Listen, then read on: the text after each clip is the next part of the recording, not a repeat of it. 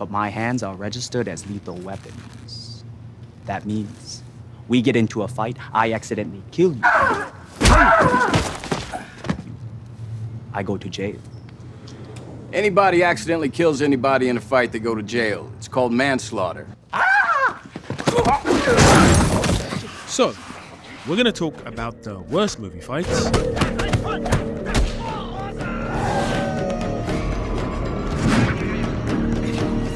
and the best movie fights.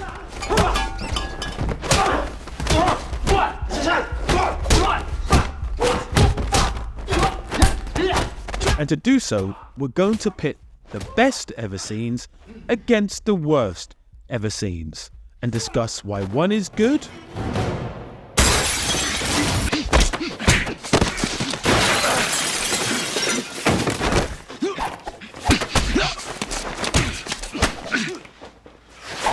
and the other is bad.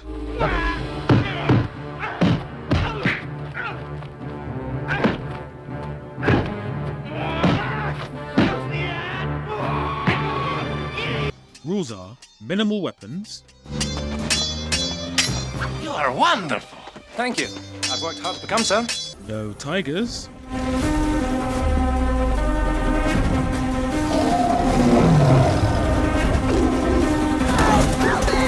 And magnificence.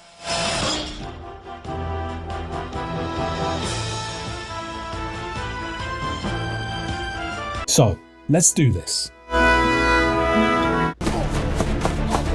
How many edits do you think are used in that moment? Just 2. That's the beauty of great sound design. The problem with a lot of fight scenes nowadays is that our protagonist is overpowered, and the sense of danger or believability in the last third of a fight becomes non-existent. The Raid 2 and its predecessor, The Raid, are action films that constantly provide wonderful moments of action and storytelling within the action.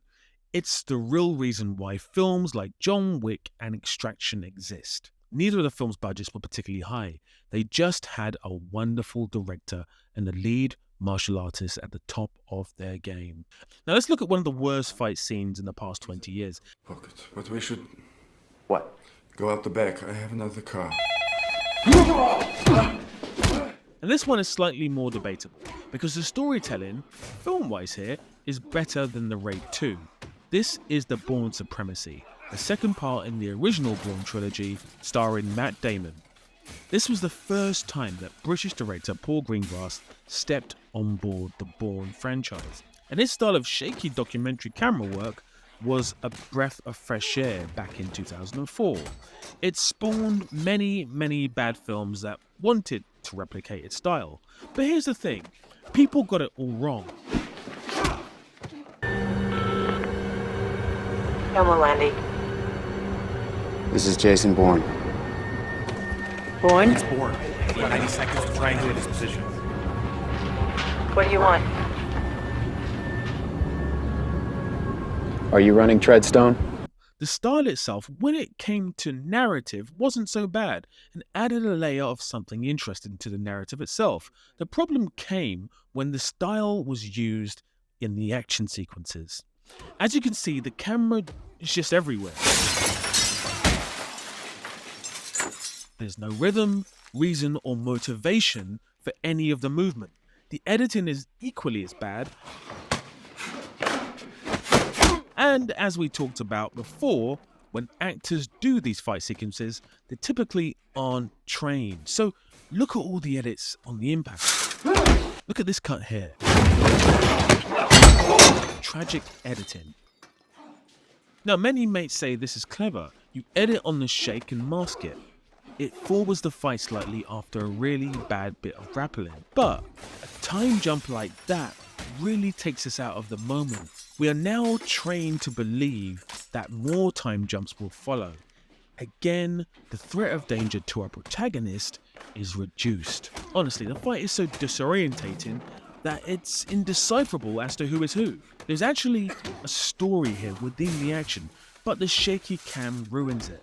And it should be noted that the actors are actually doing a good job. There's some really good back and forth with various techniques being used, but we can't see any of it.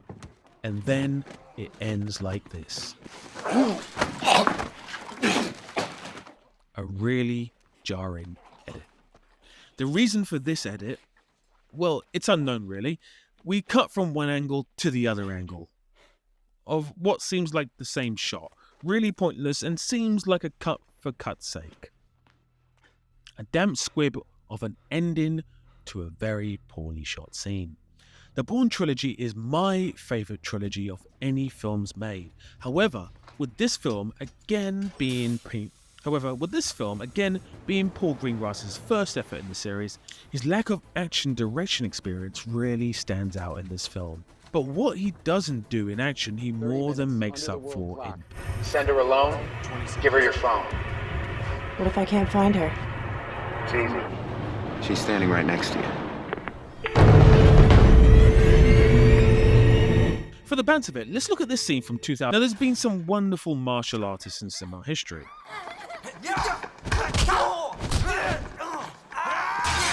But very few match up to Donnie Yen. You may have seen him for the first time here.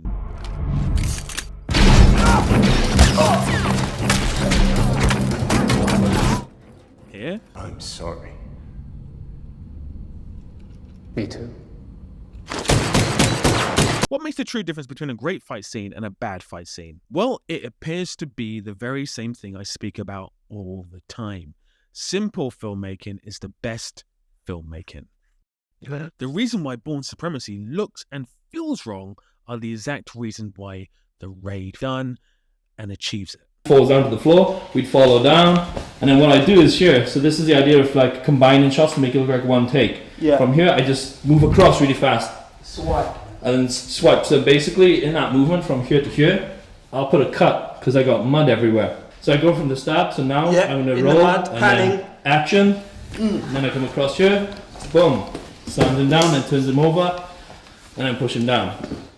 And then I'll swish across. So the idea is that when we do that first shot, from here to here, and then swipe, on that movement, I'm going to cut to the next piece of choreography. So it looks like one flow.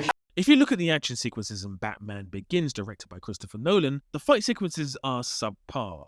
Nolan hadn't quite figured out how to shoot action yet. This was the first time, and it shows. It's very much in the Bourne style of action, choppy, shaky, and not very clear.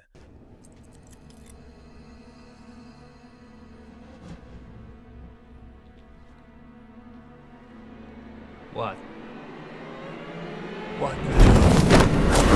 Now, if you compare this to the Batman sequences directed by the very good action director, Zack Snyder, it's chalk and cheese.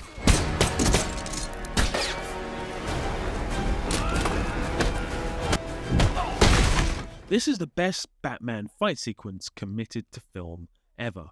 While Snyder is a pretty average storyteller, with narrative and even in his fights, his vision for action is supreme.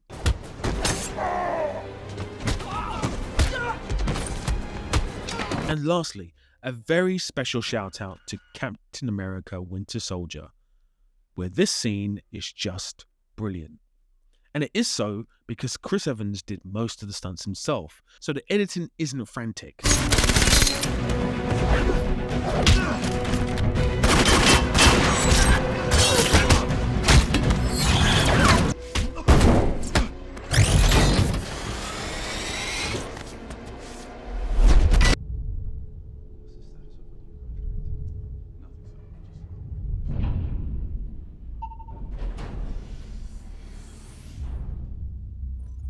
But shall we close on this wonderful scene from the same film?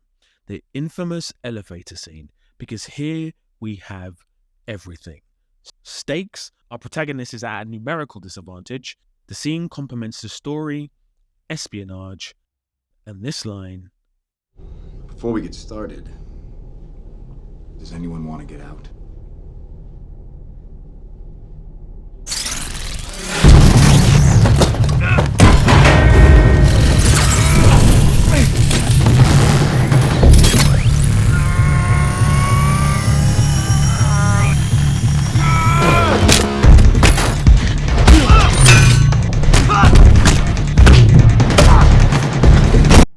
descending.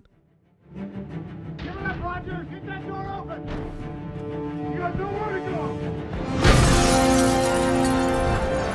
It's just perfect.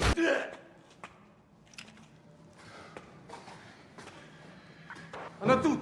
Третий этаж! Давай, давай! This is Volume 2 in Bad Movie Fights versus Good Movie Fights. In Volume 1, you learned that a good fight should have stakes, clarity, and editing that best serves the action. Anything with shaky cam is a major no-no. No guns allowed.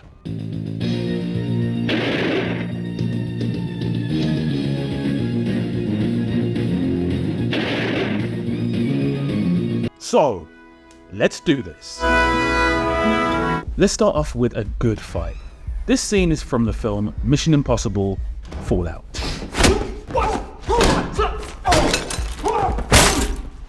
Much like the Bourne films, which had to find their rhythm to really figure out what they were doing, This is Jason Bourne. the Mission Impossible series have gone through the same journey, starting off as a very Hitchcockian spy thriller, to an action-packed Hong Kong-esque movie,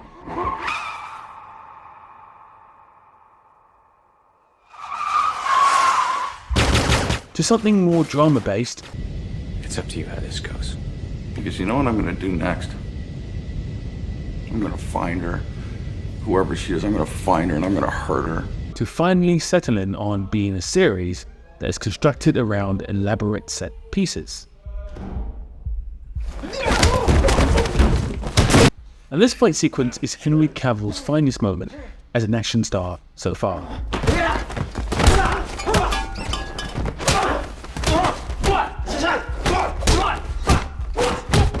The hand-to-hand combat in this scene is excellent.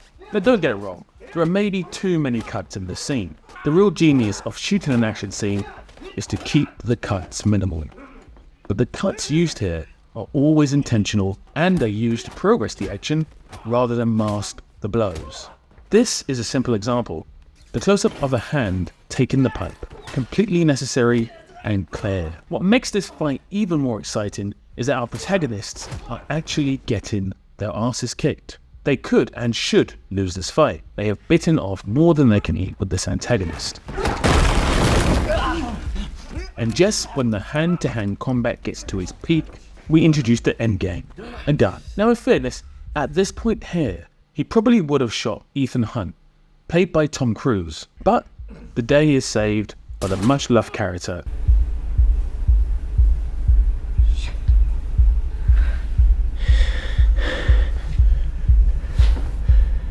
What really makes this scene so good are the stakes involved and the lack of power that our protagonists hold. Christopher McQuarrie is a somewhat underrated writer and director. Where it's Tom and a cameraman, and Tom doing actual dialogue in free fall. Where's your heart and mind at that point? It's very much an out-of-body experience. It's life and death stakes, and it's very, very real. You're what we call in present time. His true genius came to the fore in the early part of his career when he wrote, Give me the fucking keys, you fucking cocksucker motherfucker!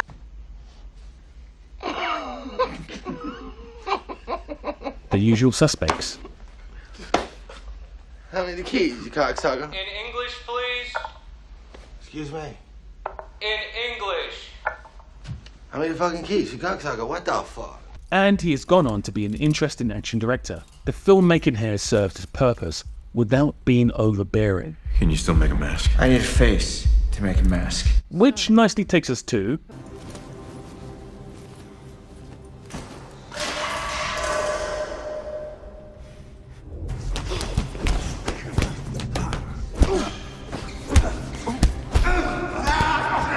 so we're back to shaky cam and quick editing to cover up actors' lack of fighting abilities. Now, there's no doubting that the original Taken film was a guilty pleasure classic. I will look for you. I will find you. And I will kill you. Very basic storyline, very good acting from Neeson, and ultimately some nice set pieces. Taken 2, however, is simply overbearing. Same storyline as 1, with a bigger budget. And this scene is how you should not shoot an action sequence. Now firstly, the problem comes from the casting itself.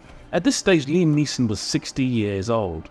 In great shape, but still 60 years old. So this scene is already highly unbelievable. In my bad movie car chases versus good movie car chases, the word I always use is visceral. This fight is reminiscent of the fight from Volume 1 in this series, Colombiana. Choppy editing, lack of geography, shaky cam. And maybe the biggest complaint is the real lack of fighting style. It really does look like two old middle-aged men fighting outside a pub, but less visceral. For visceral filmmaking, when it comes to fighting, there is one scene that sticks out amongst many.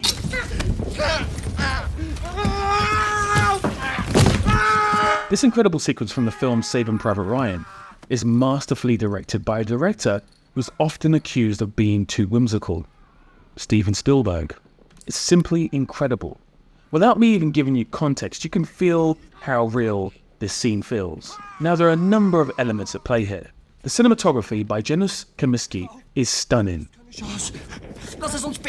You can almost see the grit in the film stock here. The proximity at which Spielberg keeps the camera is fantastic. We are in the scene, not at a distance. And Saving Private Ryan is primarily a drama, so the use of its dramatic actors really helps the scene rather than hinder it, especially as Private Mellish, played by the brilliant Adam Goldberg, pleads for his life. Listen to me! Listen to me! Stop! Stop! No, no, no, no, no,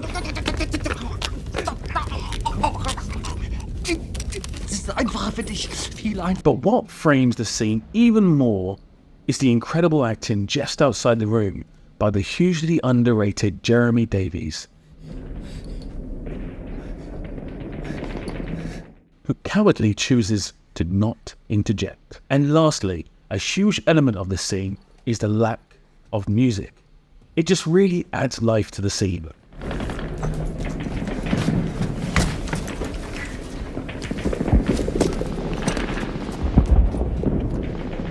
But unlike car chases, not all fight scenes have to be visceral to really land a blow. These amazing fight scenes from Hero aren't visceral at all. In fact, they're rather surreal. In conception, there isn't much difference between these scenes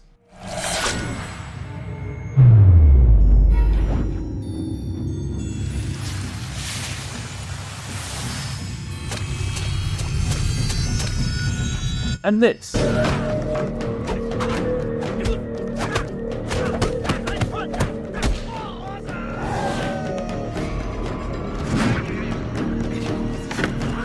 In execution, there is a huge difference.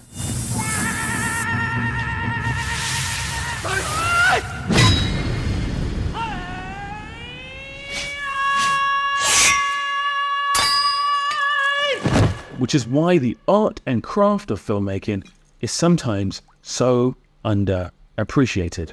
Now, Steven Seagal is an easy target, so we won't linger on him for too long. But he started off his career with rather good fight sequences, including a really good cameo in the movie Executive Decision. We're not gonna make it!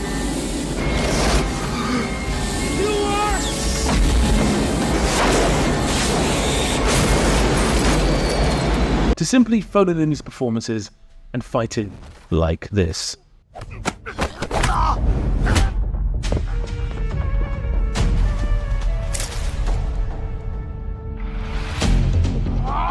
Now, if you're going to fight Mike Tyson in a movie, it's got to be like this.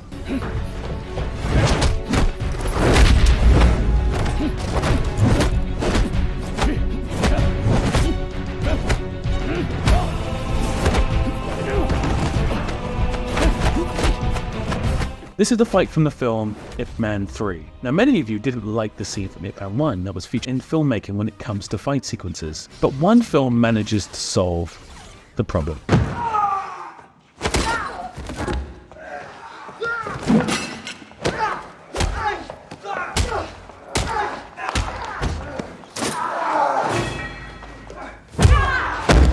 This 7-minute-long action sequence is notable for two things: being a one-take sequence and being, by far, the best thing about the film. Because in actuality, the film is rather dull.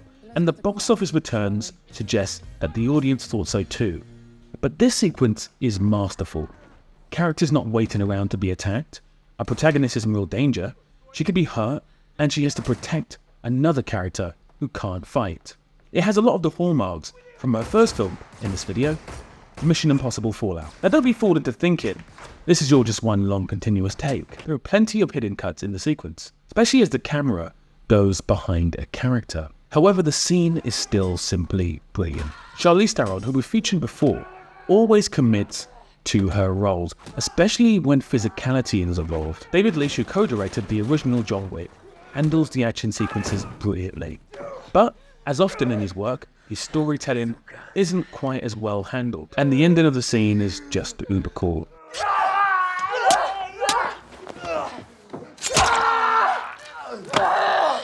Am I your bitch now? And how fitting that Atomic Blonde features this guy.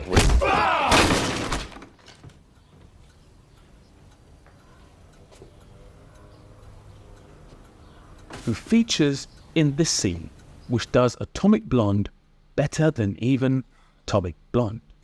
This is a scene from Barry, an episode called Barry vs. Lily, directed by the lead actor Bill Hader. And this scene is actually just called Barry vs. Ronnie. In a truly sensational scene that does everything that the two good scenes we featured today also does: provides danger, pushes our protagonist to the limit, makes them tired,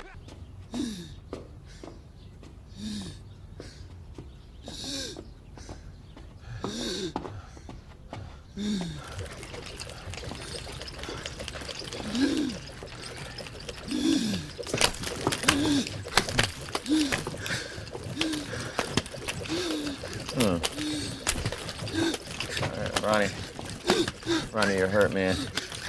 Your windpipe's busted, man. See your windpipe's busted.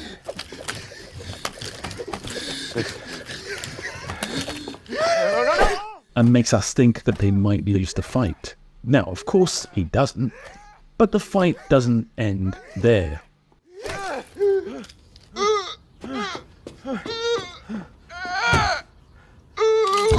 When Ronnie's daughter gets home. I thought you were a dog.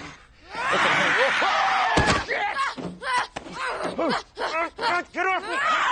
Get off me! Get off!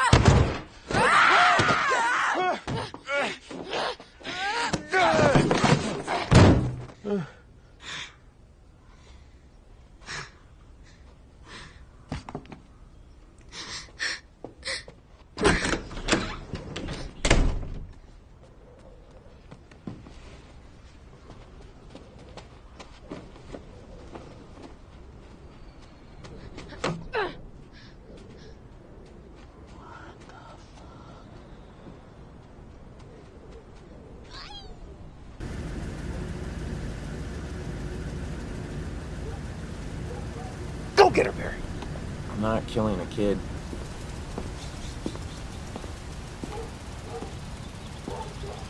You sound like a creep, but you want to get in the car with me and my friend? But Barry doesn't actually count, because Barry's TV, and this is Bad Movie Fights versus Good Movie Fights, Volume 2. Which of these fights do you think was the best? And which bad and good movie fights should I cover next? Let me know in the comments, and until we speak again, big love.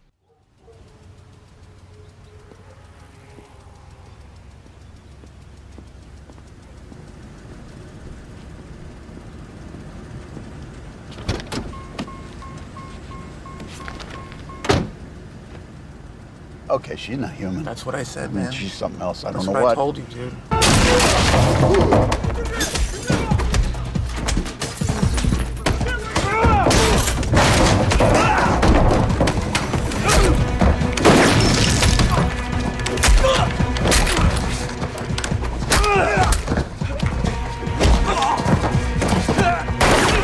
This is Volume 3 in Bad Movie Fights versus Good Movie Fights. Sometimes movies can influence games and vice versa. In Volume 1 and 2, we learned that a good fight should have stakes, clarity, and editing that best serves the action. We've also learned about the art of a continuous take when filming a fight scene. Anything with shaky cam is a major no-no. Anything with choppy editing to cover up actors who can't fight is a major no-no. And remember, no gunfights allowed.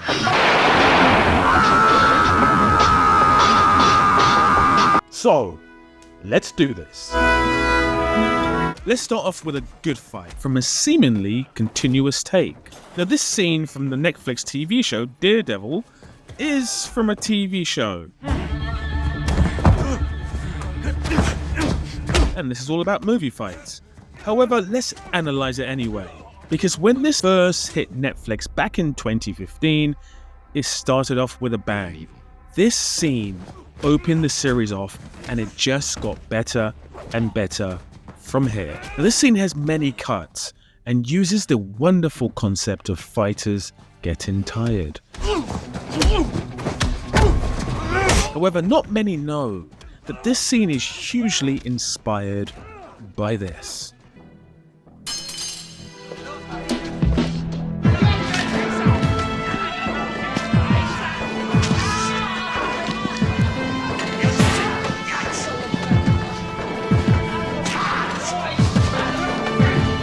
This is from the Korean film Old Boy, which was made a whole 12 years earlier. Now, from a technical standpoint, this scene is easier to shoot. Camera on a dolly and the move is left to right. However, there are some really intricate things happening in this shot that are a marvel to watch. First of all, there are no cuts in this shot, whereas Daredevil has quite a few. There's a knife that appears in our protagonist's back that is done expertly. The energy of our performers, whilst maybe exaggerated, is depleted.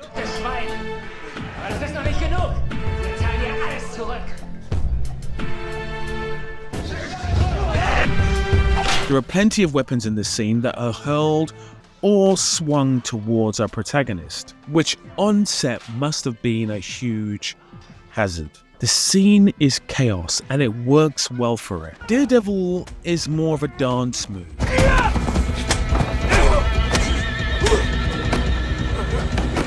This scene in Old Boy is absolutely top 10 best fight scenes ever filmed. And it comes from a director who for 99% of his career actually shoots scenes in a far more structured and planned out way, often hitting us with some of the best transitions in cinema history.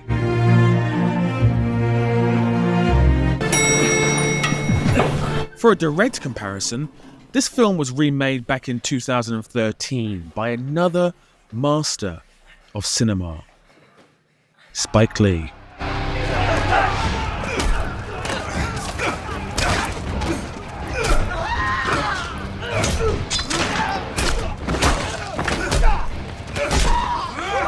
It starred Josh Brolin of Thanos fame,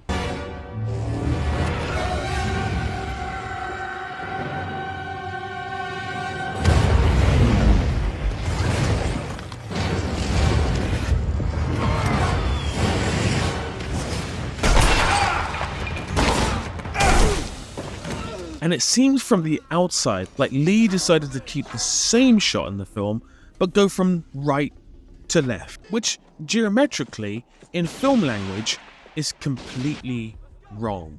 Your protagonist should always be going from left to right to show progression of character and of narrative, even in a fight.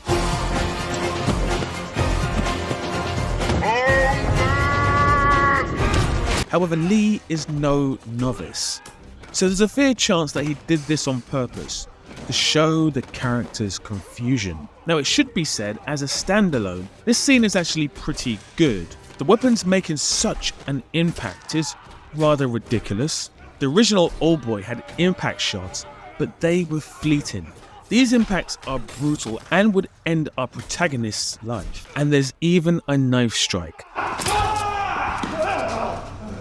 Slightly more brutal than the original, but for some reason has less impact. Now, this film has been hated on by many, so there's no need to discuss it, but one thing that can be discussed is the filmmaking in the scene is top notch.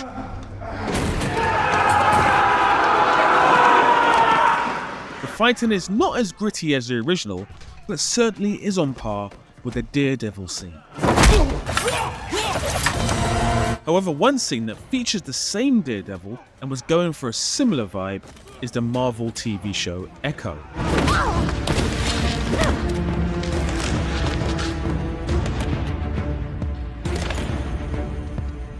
I've been watching them all night. And then you guys show up.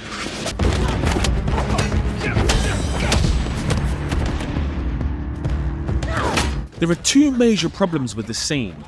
The fighting is very poor. The impacts don't feel real and the kicks are pathetic. And the cuts. A cut, another cut. This punch here is very bad, as he's waiting for it.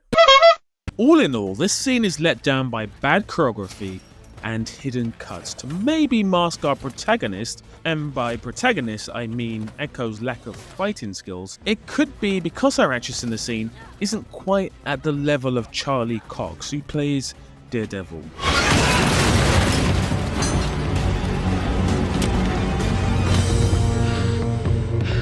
And we're not done with Daredevil just yet.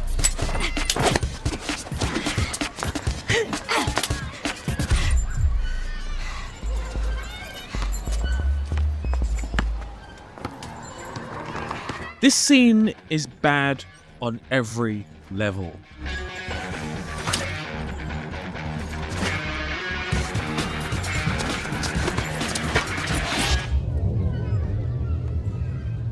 The fight is slow and almost non-existent.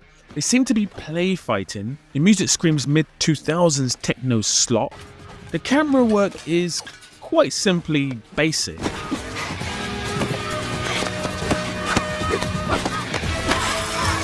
And what was it with 2000s superhero movies, flirty characters, and kids' playgrounds?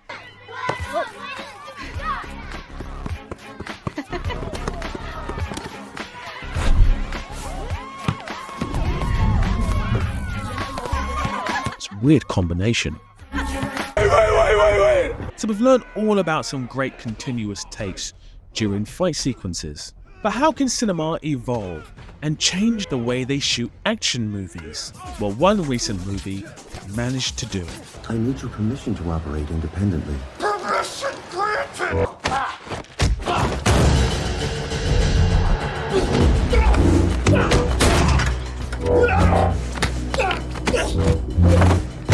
Just relax. So there's a few things happening here. We have the AI controlling our protagonist's fight moves. We have the camera work, which is innovative for a fight sequence. Oh, look, man, stay down, please. Please don't get up, please don't. And we have the Jackie Chan-esque mannerisms, where he's almost apologizing for inflicting damage. And as the narrative progresses and our protagonist gets more confident and cocky. Oh, I didn't forget about you. Do not get overconfident, Greg. As does the fighting, the camera work, and his skill set. A clear example of games influencing movies. He is leveling up, which is maybe the biggest influence for this scene.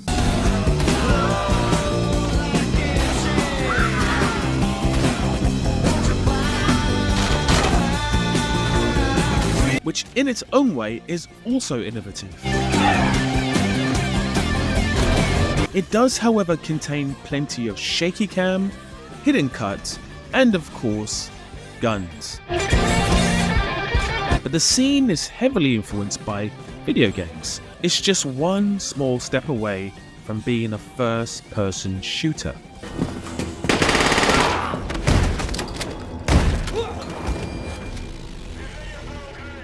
You can hear them, but you can't shoot them. And another TV show, Arcane, directly influenced by the video game League of Legends, has an incredible scene, which despite being an animation, is very visceral.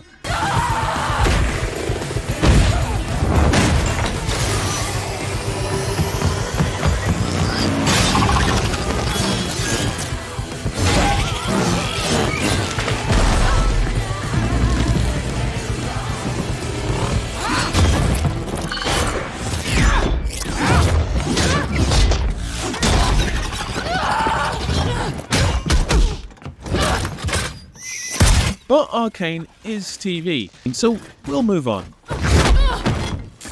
Now typically when video games influence movie fights, there was a frenetic, all-action and balletic nature to the scene. But occasionally, this can go wrong.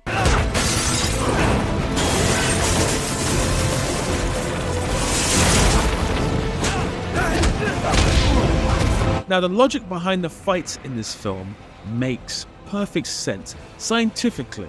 I was really careful with that stuff. I remember I created a chart, I think I still have it, of what weapons would hurt him and at what level, right? So like small arms fire is like a BB gun, right? And then all the way up to, a cruise missile, I said, would be like getting hit by a 250-pound linebacker from 8 feet away. There would be carnage and chaos, and the literal gravity of the situation would be grave. But this is why when people commented and criticized this scene on Volume 2 of the series, because a woman is beating up a man, it really makes no sense. These are all movies. And if you want movies to be overly realistic, you get murky, indistinguishable fights like in Man of Steel.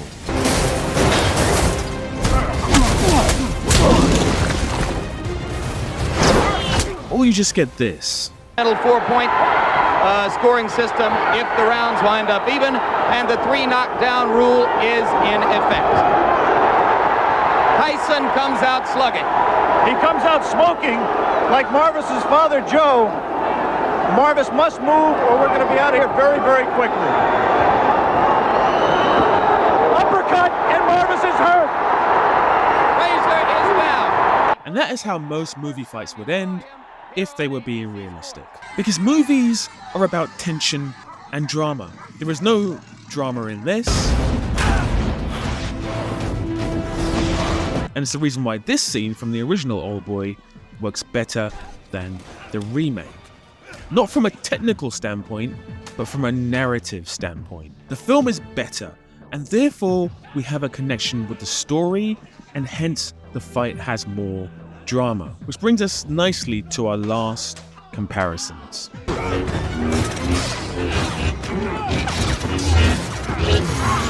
Because these fights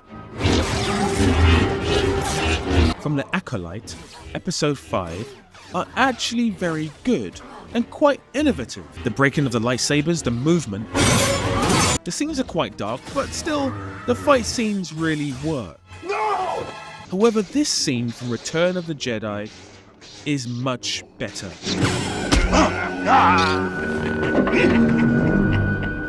If you will not turn to the dark side, then perhaps she will.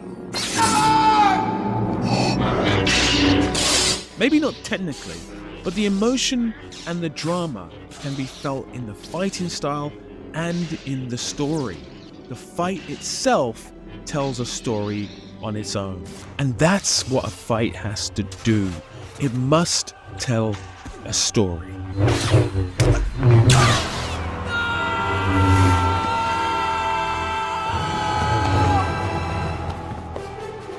And why a scrappy fight like this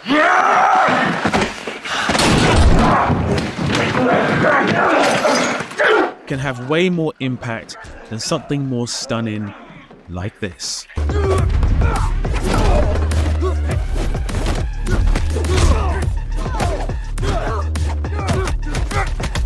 But screw this fight. We all know that there's a better movie fight on a bus in recent history.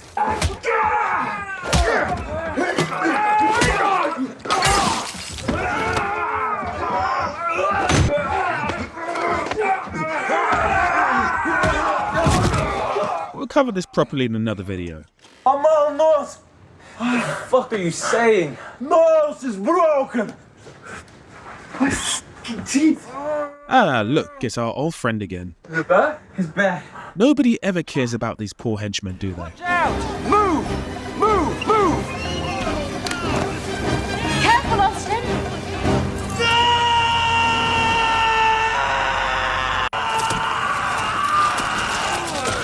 Oh, let's go! 3, we learned that a good fight can be balletic, gritty, innovative, and that no one cares about henchmen. Anything with shaky cam is a major thing.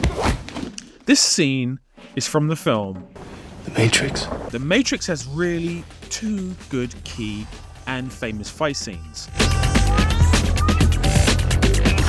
This one and this one. We're going to focus on this one, because this scene has more going for it. This is a great moment in the narrative where Neo finally realizes he has the power to take on Agent Smith.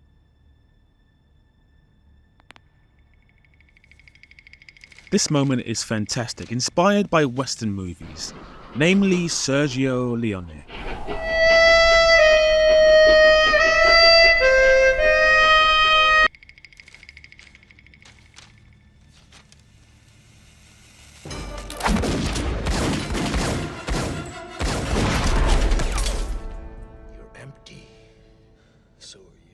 So whilst Neo realized he had the power to fight,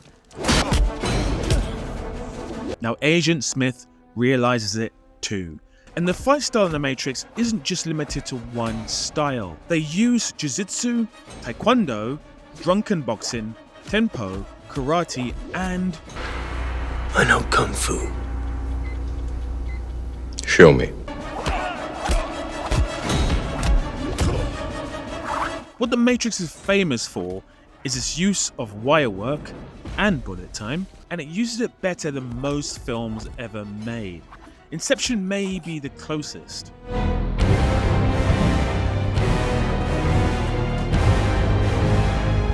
Come on, stop trying to hit me and hit me! Reason being, the narrative allows for it. The idea that these characters are fighting in a fake world where gravity can be manipulated means your belief as a viewer is never in question.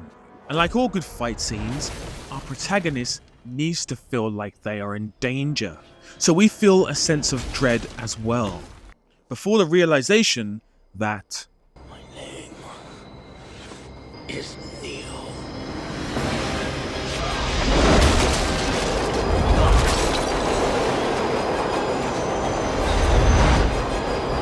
they can win. An incredible fight sequence, one of the best, if not the best, in sci-fi cinema history. But we all know what the coolest scene in The Matrix is.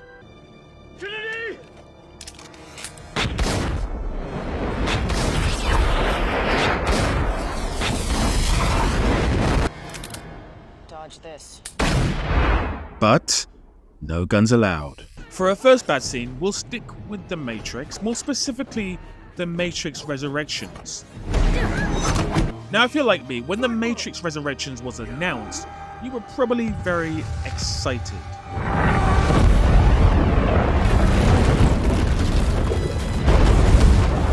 But then this happened.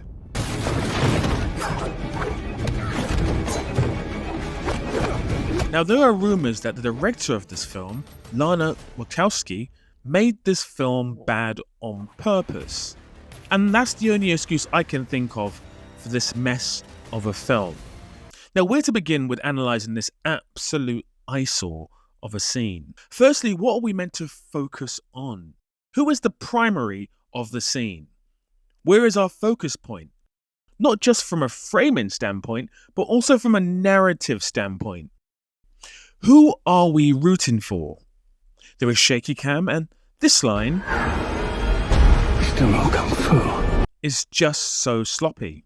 Now what is even more frustrating about this fight and this film is that this was made 20 years after the first Matrix film. Yet everything looks worse. The cinematography, the sound, the visuals, the framing, and the slow-mo. This is dreadful in comparison to this. And then somehow, even though there's now just 2 characters, including a new Agent Smith, the fighting gets worse. It's laboured, telegraphed, and lacks true impact. A few of you guys pushed back when in Volume 2 I said that Liam Neeson was 60 when he filmed this. So maybe the scene was a little less believable. Keanu Reeves was 54 when he filmed this scene, but looks like and moves like he's 65. And it's not his fault. The scene is just bad in all areas. Because the man can still do things like this.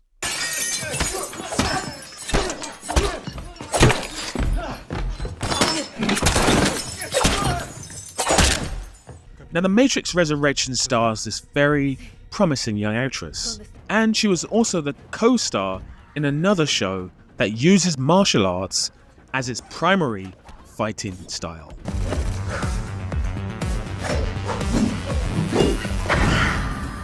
Iron Fist. Now let's get it right, this Netflix Marvel show was an absolute flop upon release, and continued to be so until its cancellation. And the fight sequences was one of the many reasons for this. Because whilst Daredevil absolutely nailed his action sequences,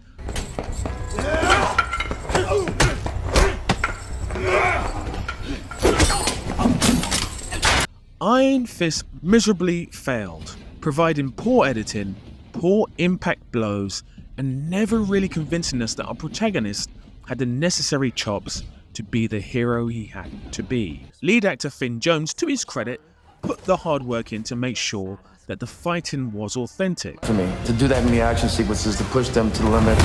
And I think that the audiences will really understand and believe that action is one of the stars. I can't wait for people to see this season. I just really hope that the audience can appreciate the work we've put into it and can enjoy the fights for what they are. Well, they did see it, but they weren't too impressed.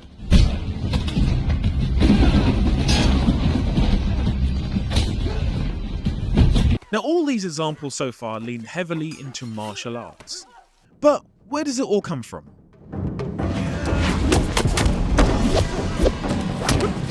They are heavily inspired by kung fu movies of yesteryear.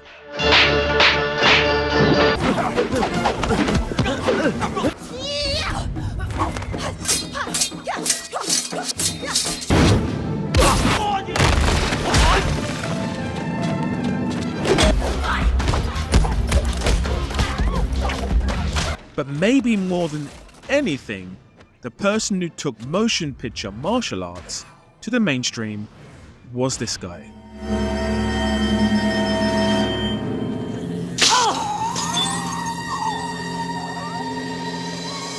He turned fighting on film into a powder keg of brilliance. Look at this.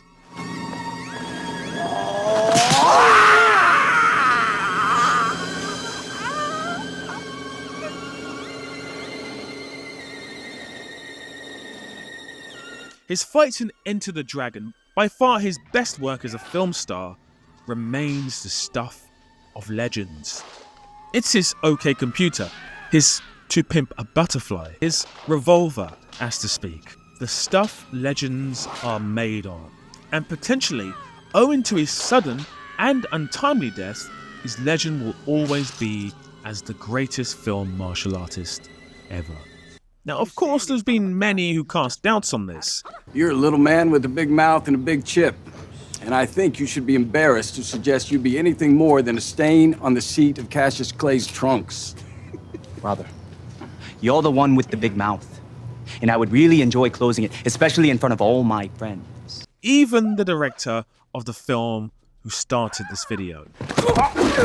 Many took great offense to Tarantino's treatment of Lee in his Ode to Hollywood, aptly named Once Upon a Time in Hollywood. And to that, Tarantino said, I can understand his daughter having a problem with it. It's her fucking father, all right? I get that. But anybody else, go suck a dick. But even some of you watching this video may disagree that Bruce Lee is the greatest. Maybe you think it's Jackie Chan. And that is a debate that we'll touch upon in a later volume of this series. However, what do you think? In the comments, just write the name Lee or Chan.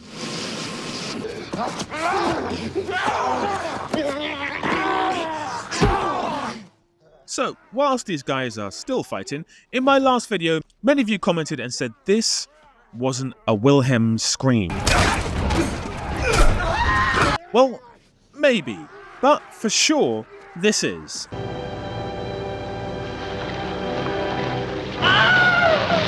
And it's the first ever Wilhelm scream. It's from the 1951 Warner Brothers movie called Distant Drums, and since then has been the go-to stock scream for whenever a character is shot, falls from a height, or was thrown from an explosion. You may have noticed it from every single original Star Wars film, or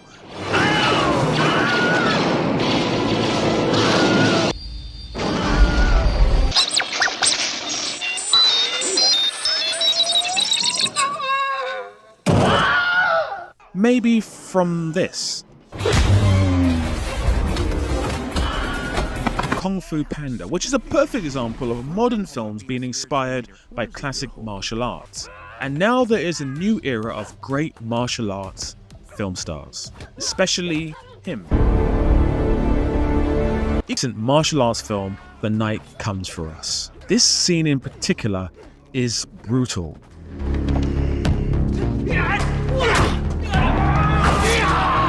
Similar to The Raid, the blows are clinical. Unlike some films where the fights go back and forth, these moves are designed to end the opponent's ability to fight back. Snaps, breaks, and swipes. Look at this.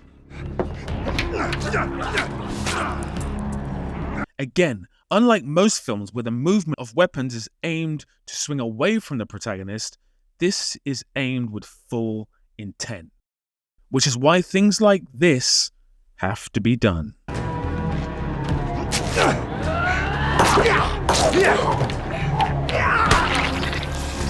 But that's enough of The Night Comes For Us. We'll do this film properly in another video, because we need to talk about another new era martial artist. This guy.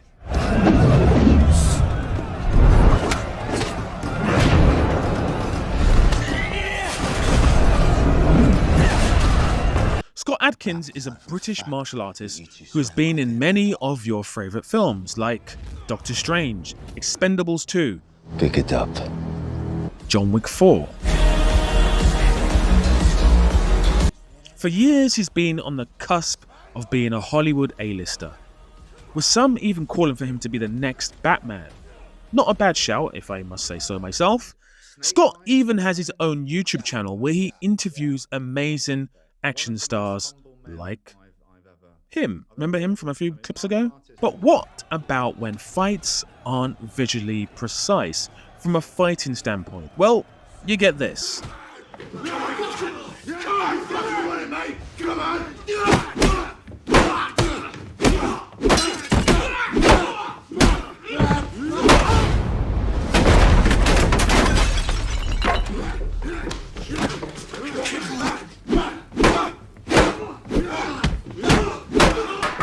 Avengement is a 2019 British drama come action film which to date could be said to be Atkins' best pound-for-pound film.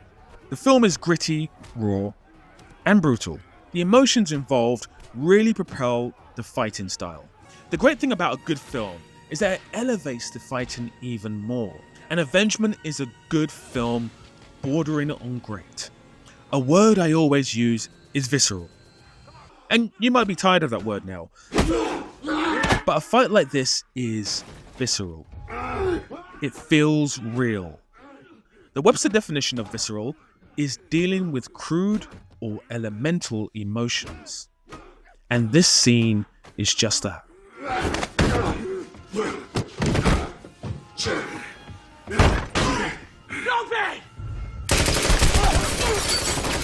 Now, many of you found this scene in Saving Private Ryan quite disturbing when I spoke about it in Volume 2, so I won't show it again in full. Instead, I'll show you this, the very definition of visceral filmmaking.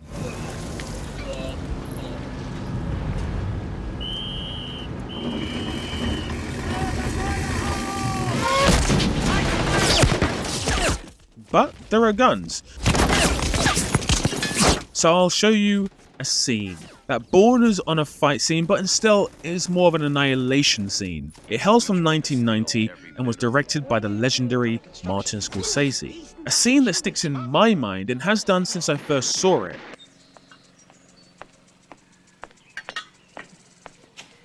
You want some? Huh? Oh, hey! Now, why is it so visceral? Well, the acting is first rate from Ray Liotta, rest in peace, but also from his scene partner. However, when I first saw the scene as a kid, I didn't realize just how amazing this scene was. It just felt real. With most films, you can be left thinking about the process behind the filmmaking, but with this scene, you don't even consider that. Until I watched it again recently. When you slow it down, it's quite obvious that his scene partner has put the blood on his own face. This was made in 1990, before the advent of CGI, so practical effects had to be used, and they did a great job. From there, each brutal strike feels like you're being hit instead of the actor. It's brutal, and Liotta's face at the end hammers home the aggression. Now, the beautiful thing about intense actors is that even a scene like this, which is a 6-minute protagonist to antagonist conversation in the same spot from the excellent Michael Mann film Heat, is better than a lot of fight sequence you'll see even this year.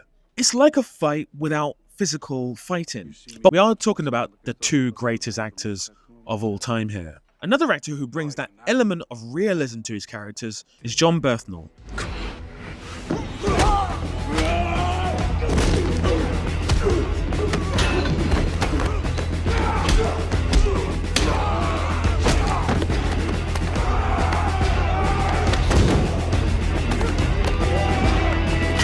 But is he intense? Yeah, I mean, certainly he can be. And I'll read something and he'll be like, okay, it's good. So, but why would I give her the gun?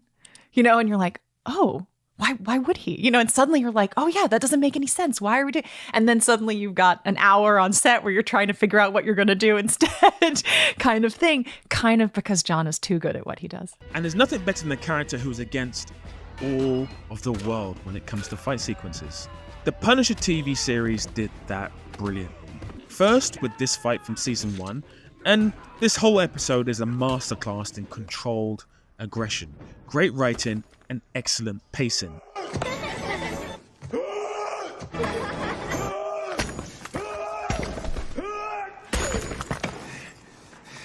This fight feels really earned, but also this scene feels highly visceral. And conversely, this is what happens when you get bad filmmaking with bad action.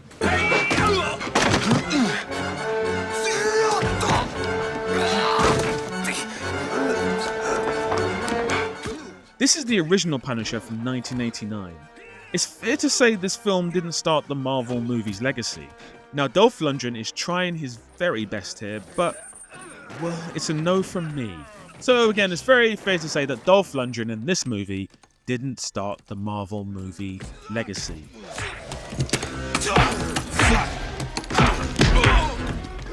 But this guy did though. I got 2 new hands, Blade. I don't know which one to use to kill you with.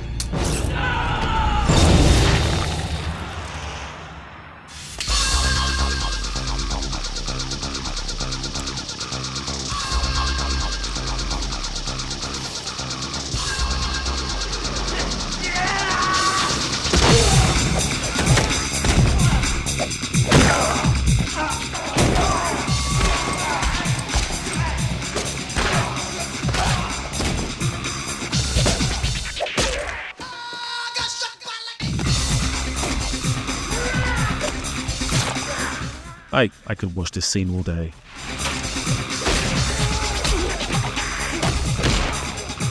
A visceral scene that is on the level of The Punisher is from the film I know you've all been waiting for. A girl alone on a bus at night? It's fucking stupid. It's stupid, Hey, right? Guys.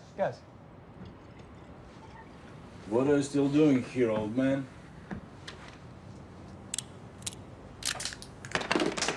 Remember, no guns. I'm gonna fuck you up.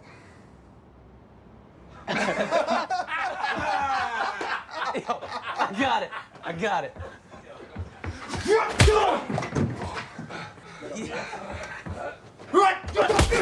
Now, this fight has pretty much everything. The stakes are high. Our protagonist is fighting for this girl, but also his sense of purpose in life.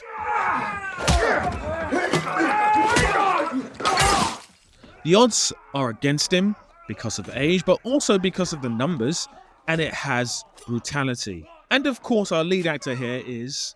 It's all good, man. So you know there's going to be a level of intensity. And as we said, having an intense actor in the lead role can raise the fight scene up by many levels.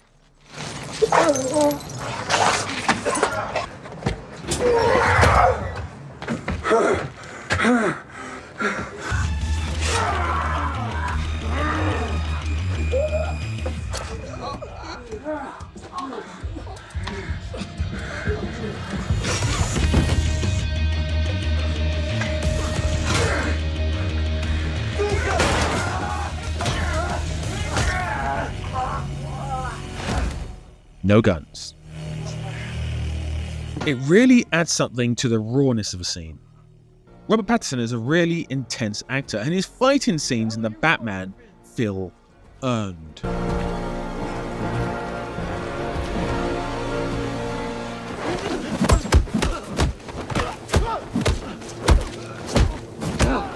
It's almost as if they paid these stunt actors to really get hit. I'm vengeance. Unlike Bruce Lee. And like, well, the stuntmen hated Bruce. Really? On Green Hornet. No, it's in Matthew Polly's book. And before that, it's always been known. That's why Gene LaBelle was brought on, to teach Bruce respect for American stuntmen. Bruce had nothing but disrespect for stuntmen. Really? And he was always hitting them. There's nothing worse for a stuntman than an actor without permission hitting them for real on a take. Our good friend Steven Seagal was notorious for this. So tell me about this whole tagging thing. Are you familiar with it? Well, you're saying somebody that hits people like for real in a movie. No, it does not happen very often. I mean, Steven Seagal hits the shit out of people. That's a unique situation. Oh, in those films you did with Steven Seagal, he was actually hitting the stuntmen like for real? Oh, hell yeah. He's known for that. And the awesome Michael J. White ties Volume 4 of this series together perfectly. Because he was also in Batman, done this with Scott Adkins, and worked with Seagal. He's an incredible martial artist, one of the best around.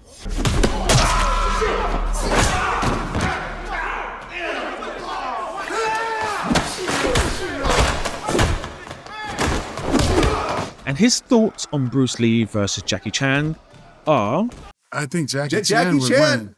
I mean, is not a professional fighter, but he is a... I would, if I was a betting man, I'd say Jackie Chan. Jackie Chan was bigger. Be very difficult for him to beat that person because Bruce Lee was not a fighter. That's not his skill set. He was an actor. Yeah, he's a martial artist, the greatest martial artist who ever lived. Which nicely takes us to our last good fight, like that Atomic Blonde scene. But Kill Bill feels very different on many levels. We've seen our protagonist literally come back from the dead. We're fully on her side.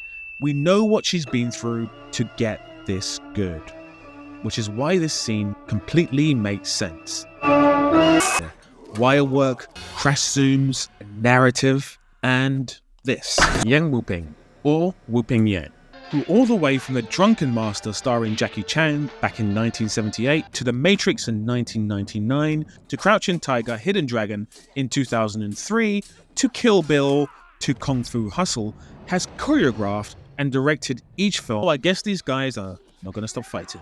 And it doesn't matter, we'll leave them to it. But in the meantime, I would be most grateful if you could hit the like button and they're still going? Gosh. Well, this has been Bad Movie Fights versus Good Movie Fights, Volume 4. Look at him! Those who can't fight is a major no-no. And remember, no gunfights. Now, David Cronenberg isn't a director who you would associate with gritty, dark fighting. Now, a word you may have heard me use often is brutal. This scene is one of the most brutal fights ever committed to film. Our protagonist fights completely nude. Yes, completely nude. Some of you guys hate it that this series has a no gun rule to edit around any completely nude scenes. The scene was shot over 2 days on a set with extra padding installed in certain locations. Now, on most films, actors do wear pads to protect themselves from falls. Despite that, Mortensen was left severely bruised during and after the shoot. On most films, when there's intimate scenes, they typically have a closed set, which is normally just the key crew members and the key cast. The same applied to this scene. Now, David Cronenberg is a horror director at heart. But in the 2000s, he had a period of becoming a thriller director with fight elements. And this scene is high on shock value. It removes the artifice of your typical fights. It's not attempting to be flashy at all. The word to use for this fight is disturbing. It feels like you're in a changing room watching something that you shouldn't be watching.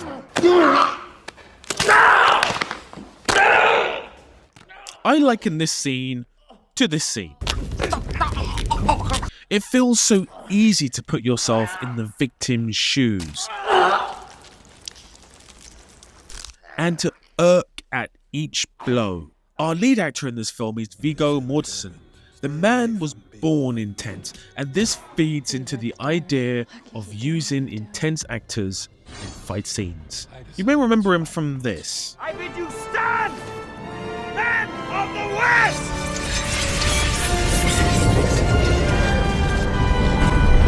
Which nicely brings us onto our first bad fight scene. Now, it's barely a scene, it's a moment in a fight scene.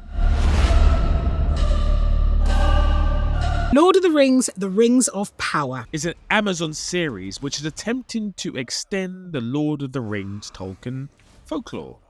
One may say it's failing miserably, but whether or not it is failing, there's no excuse for this.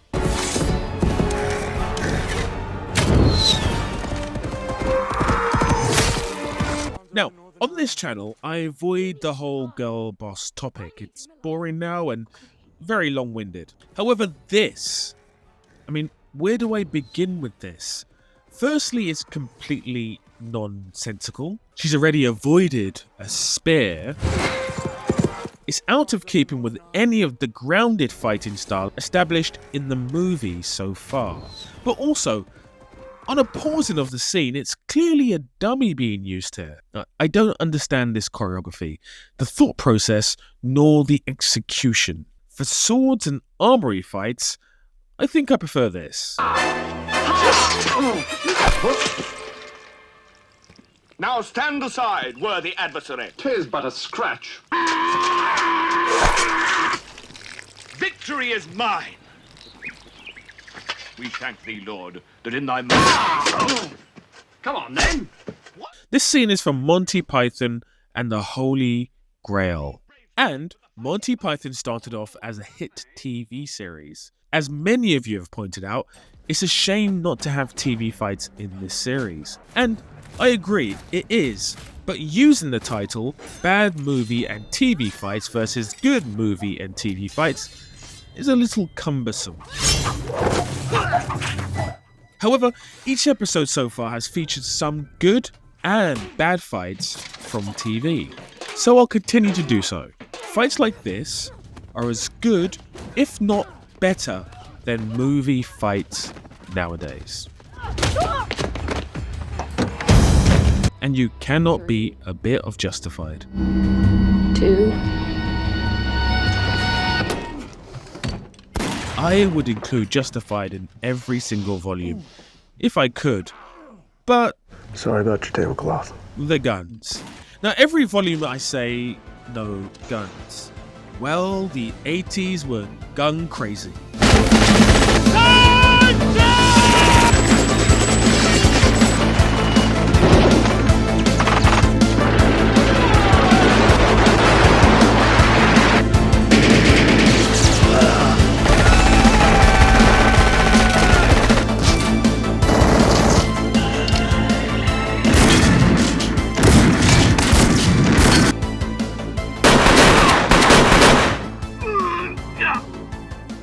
So what was it with the 80s and the obsession with guns?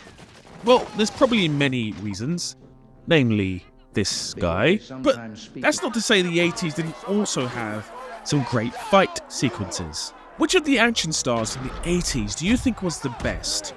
Write their name in the comments. So the real problem with the 80s, and why I haven't covered much of the 80s in this video so far, is the real lack of hand-to-hand combat movies. There's no doubting that Tim Burton's Batman was a huge shift in the way movies were marketed and how superhero movies were viewed. But the film's narrative is forgettable, and the fighting is barely passable as fighting.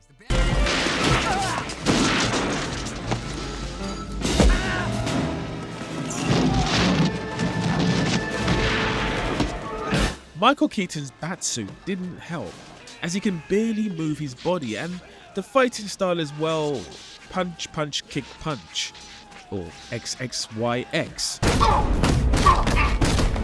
But this doesn't happen. And I still, all these years on, don't get this line. Excuse me. Have you ever danced with the devil in the pale moonlight? I mean, I get it's a reference to what the Joker said to him earlier on in the film. You ever danced with the devil in the pale moonlight? What? But what the heck does it mean? I just like the sound of it.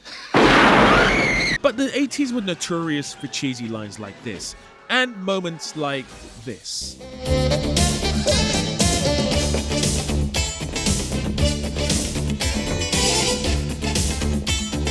Now, that would never happen in a modern day action movie.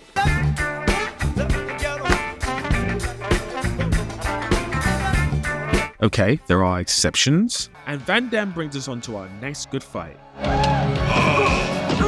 Bloodsport starring the man himself. Now, weird thing about Van Damme is that he's not a good actor, but he is intense. That can't be denied. He's fully committed to this role especially. And as always, we have stakes here. Our protagonist is winning, and then he is blinded. Now, don't ask me why the fight wasn't stopped and the antagonist was declared a loser. As you can see, the film is very 80s, which works in its favour at times, especially with this awesome kick from Van Damme.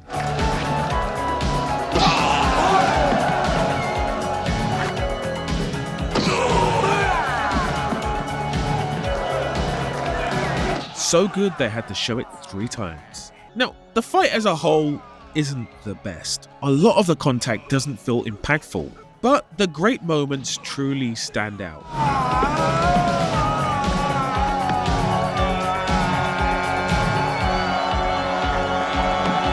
However, for hand-to-hand combat, there is a film that is even better. The Bronx Bull, the Raging Bull. Let's hear for the great Jake LaMotta, ladies and gentlemen.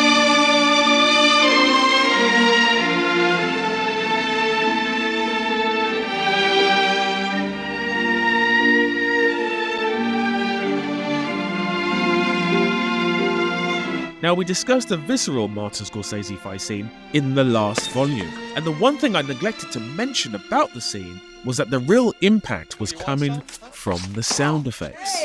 These are crucial in action scenes and fight scenes. A moment like this can be ruined by a sound effect like this. Check out my video on bad movie stunts versus good movie stunts for more about the stunt. Raging Bull started off the 80s with a fight scene that was never bettered. Robinson hurting LaMotta. He's hurting him now. If you want intense acting, then we established in the last volume that Robert De Niro is your primary man. This is a punching that you have seen in recent years.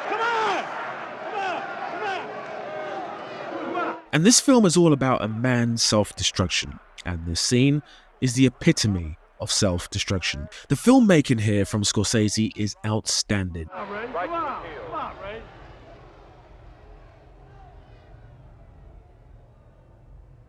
This shot here is called a dolly zoom, made famous by Spielberg in Jaws. and by Hitchcock before that.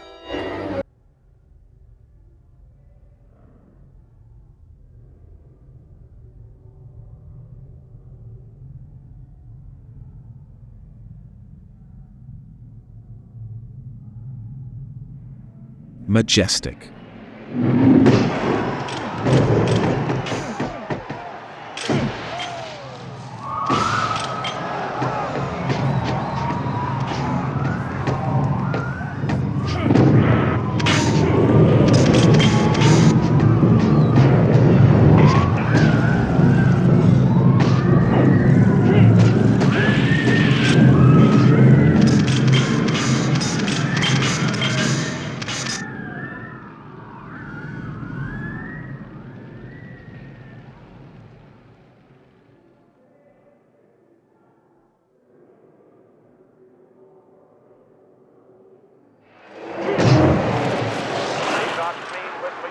And then the self-destruction is complete. Now back to the sound effects. Raging Bull is the best boxing movie ever made. Every movie about boxing cites this film because those sound effects are unique to this film. During the rough cuts, we implied certain special sound effects and that sort of thing, but they weren't satisfying. They were just too literal. When Frank Warner came on, he did Taxi Driver. And Frank started working with each scene with me. And somehow it all came together and it really was quite strong. But I don't know what he did. Sometimes he didn't tell us. He just said, no, this is interesting. There's a different sound. I don't know how he got them. At that time, I had one of the largest libraries in the independent field, about 1 million feet of film. Where he decided to put it was, I could never have imagined thinking of doing that. But then he had sounds of animals that he used during the fight sequences. For example, you see Jake come in to hit his opponent and you'll hear an elephant bray. Or when he knocks Sugar Ray down to the ground, you'll hear a horse shudder.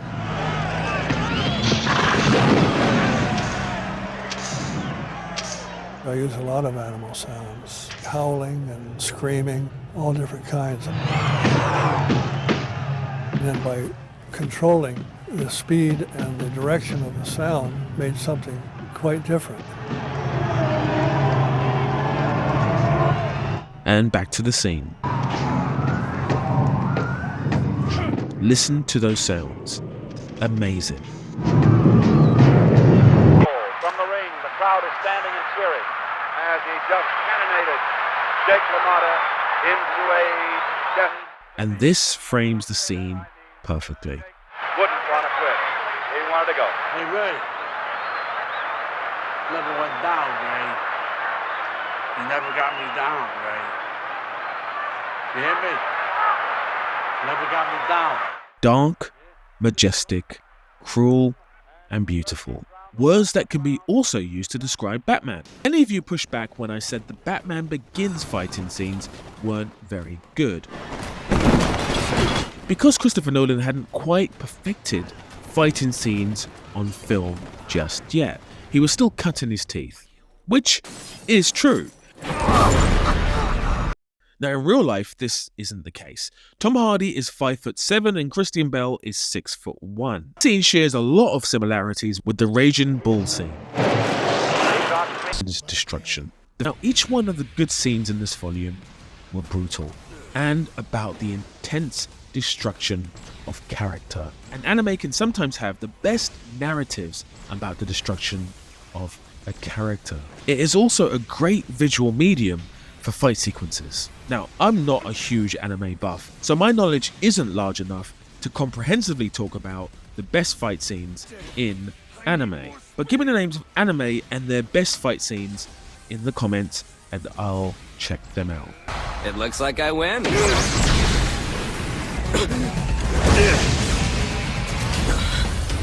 No way.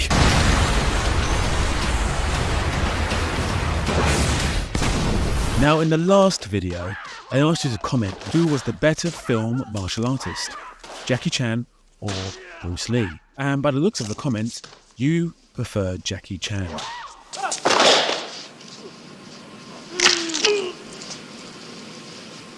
Now, there'll be a video on both these artists very soon. And which of the fights from this volume did you think was the best? Additionally, which bad and good movie fights should I cover in the next volume? Let me know in the comments. Again, huge love for all the comments, likes, and views over the past few weeks. It's been amazing. There'll be a new volume of this series every Sunday, so do stay posted. Hit the notification button to be notified when the next volume is out. This has been Bad Movie Fights versus Good Movie Fights, Volume 5.